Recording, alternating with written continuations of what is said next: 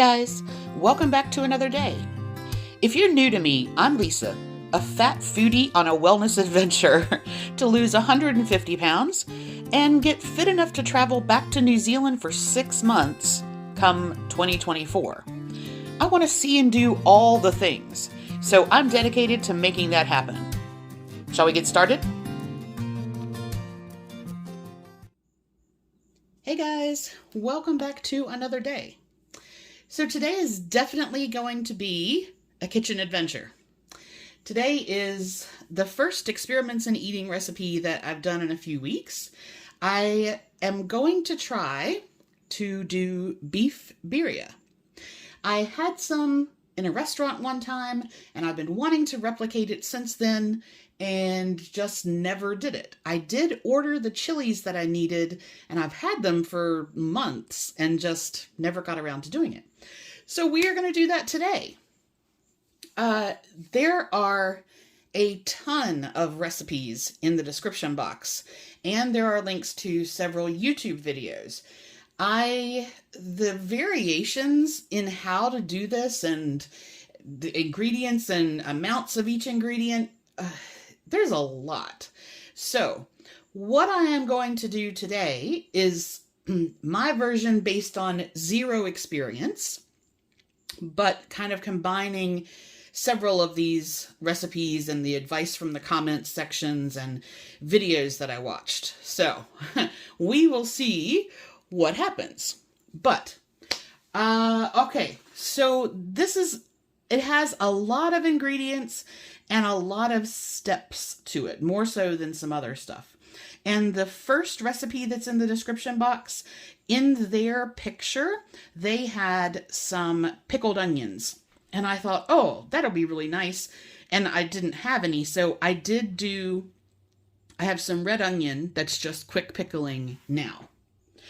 Okay, the next thing that several of the recipes said to do was to take the meat that you're going to use. So this is the other half of that chuck roast. This is 1 pound, 6 ounces. And they said take it out of the refrigerator about an hour before you're going to cook it. Let it come closer to room temperature. Season it. So this just has some Kinder's salt, pepper, and garlic blend on there. And that's been sitting on the counter, just coming up to room temperature. Now, depending on how spicy you want it, depends on what chilies you would use. So I ordered a 3-pack from 777 Spices off of Amazon.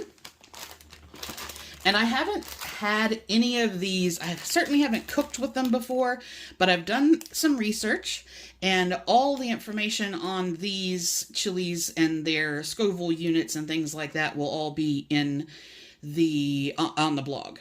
So ancho chilies, from what I'm understanding, are dried poblanos. So they, for the most part, are not going to be spicy. These are going to be the most mild that give you some flavor but not heat.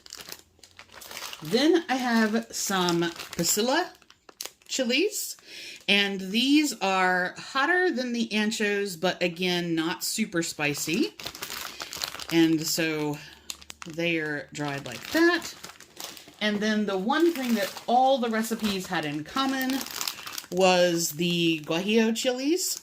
And these apparently are what they consider moderate. So I have those. These are also what give it a very, very rich red kind of look. How you treat the chilies varies. I have seen to de-seed them and soak them, de-seed them and boil them. And some people just put them straight into the Instant Pot. Amy and Jackie have said that because it's going to be under pressure for so long, you don't need to pre-soak them or pre-cook them. The other little warning that comes with them is that if you are sensitive to chilies or chili seeds, that you can wear gloves when handling them and de-seeding them. So, after that, it really just varies. Some people use beef stock, some people use chicken stock, some people use water and a powdered bouillon, some people just use water. Some people use tomato paste, some people use tomatoes, some people use tomato puree, some people don't put any. Onion, garlic, and seem to be pretty standard. Ginger was in more of the recipes than not. And then our spice profile. So I didn't think I had whole allspice or whole cloves, but then I remembered I had bought this. This is a like a cider mulling spice, and it actually had everything that I needed in there. So here's what we have. We have cinnamon. They recommend about a half a stick in most of the recipes. So we have cinnamon, cloves, whole allspice, fresh thyme, fresh bay leaves, peppercorns, and then in our powdered, I have ground coriander, smoked paprika, oregano, and cumin seeds. So that's going to be all the spices. And those are all measured out in the amounts that I need. Again, that will all be on the recipe card.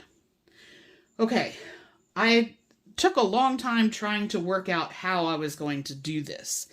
Some recipes say to toast the chilies first. Some just put them straight in there. Some say to sear the meat. Some just put them straight in there.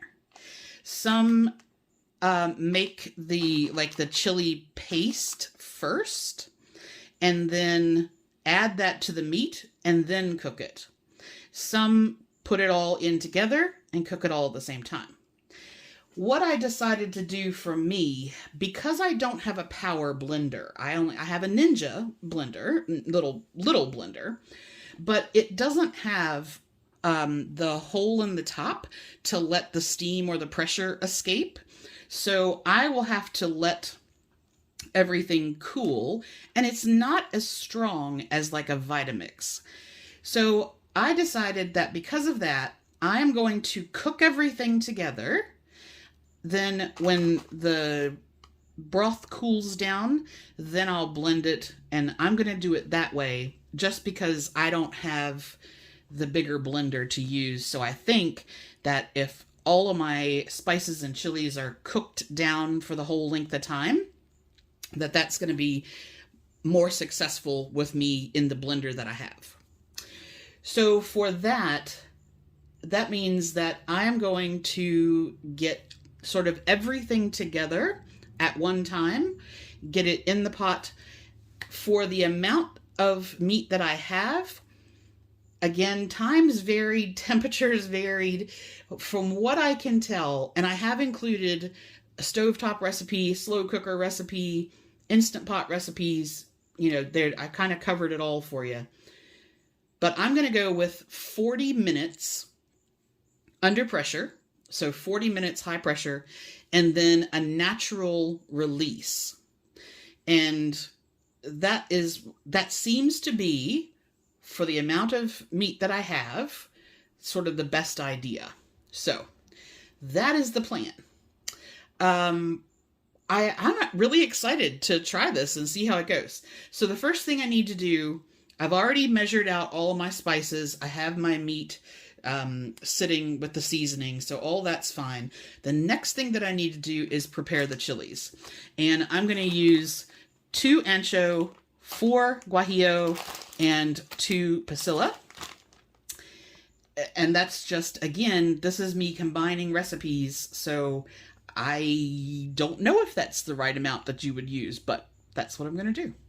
And so let me get those de-seeded and de-stemmed first, and then we will move on to the next part. Okay, let's talk about chilies.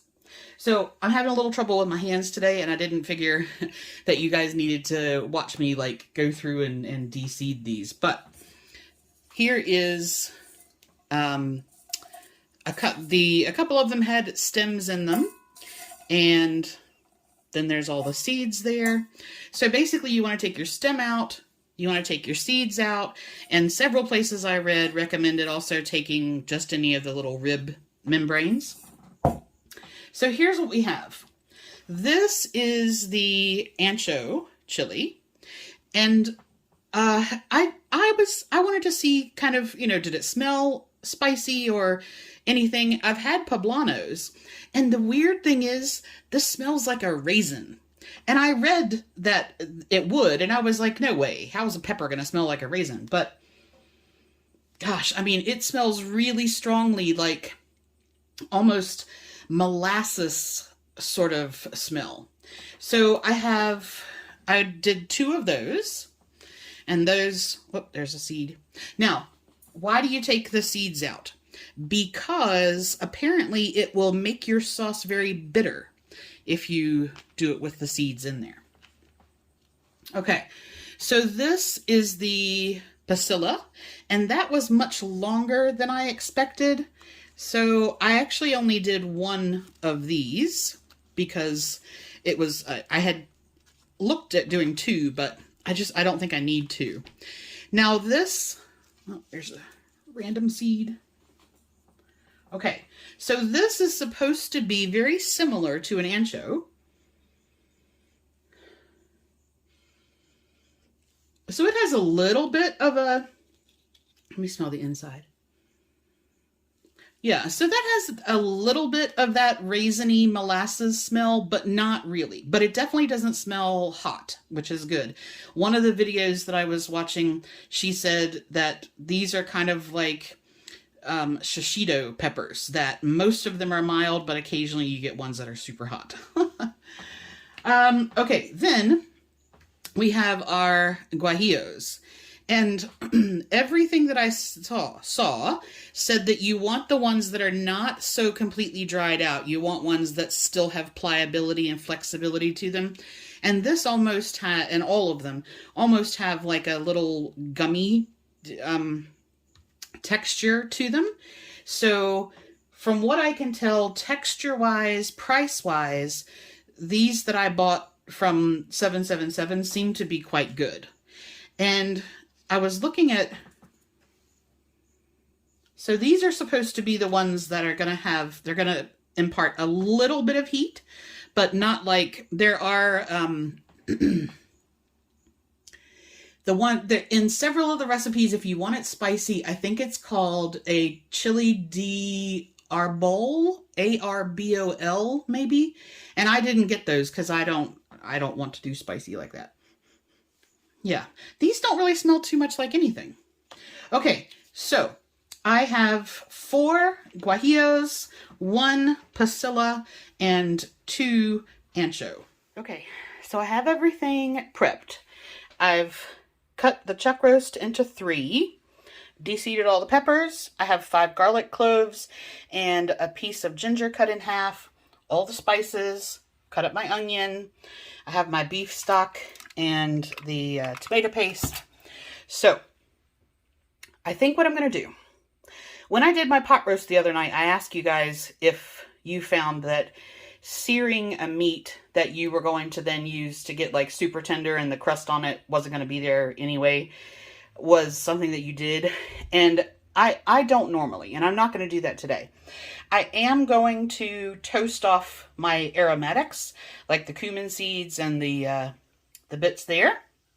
And then, and the garlic and the ginger a little bit. I'll put the onions in there.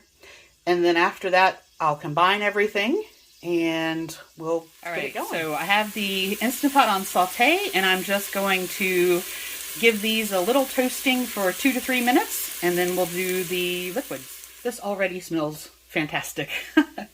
Okay, so that is all the spices, the onion, the garlic, and the ginger, as well as the tablespoon of tomato paste. So I'm going to add 4 cups of beef broth, which is just one of these boxes. And the recipes had all kinds of different, one of them only used like 1.5 cups, and one used 5 cups, and one used 3 cups. And so I'm going to be doing this as a soup, not the like birria tacos. So I decided to split the difference and do 4. All right, and so I have my unsoaked, unboiled chilies. And again, that's just, I was reading that if you're doing them in the Instant Pot specifically, that you really don't need to worry about doing that. But you want to make sure that they are all submerged as much as they can be. Okay. And then we're going to put our beef in there.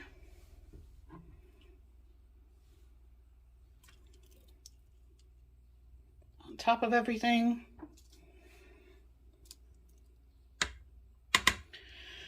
All right, so there's our seasoned beef. And from there, I'm going to cook this for 40 minutes with a natural release. All right, so we've just beeped. Pressure is naturally released, and this is what it looks like at the moment. So, let's see here. So there's our peppers, and I'm going to see if the meat... Ow, ow, ow. Ooh. Hold on. I just splashed it on me and it was super hot. Okay. I can't do this one-handed. All right, so this has to cool before I can put it in the blender. So I'm going to leave the lid off of this for a little bit, let it cool down, and then we'll blend up, strain out the bay leaves and some of the things like that, and then we'll put the rest of it in the blender, and we'll see what happens. All right, everything is cooled down now. I put down some dish towels because this stuff will stain like nobody's business.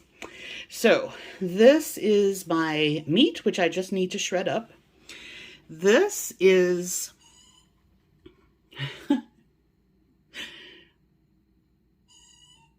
my freezer started squeaking.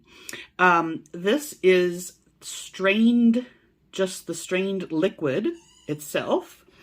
And then this is all the solids. So this is all of the seasonings and spices and chilies and everything, the onion and everything that was in there, minus the bay leaves and the stems from the thyme. So I took those out. So what I need to do now that that's all cooled down is I'm going to blend this in my Ninja and then shred the meat, and then we put it all together.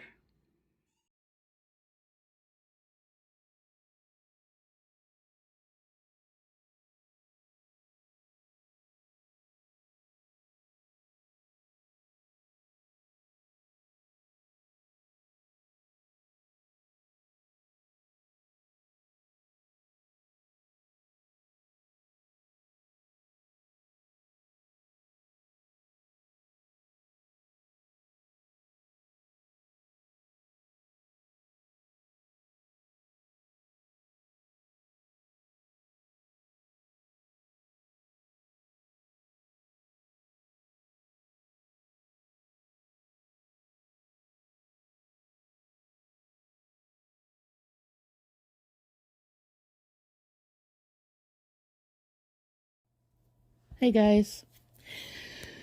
Okay, so I gotta say, I'm a little bit grumpy.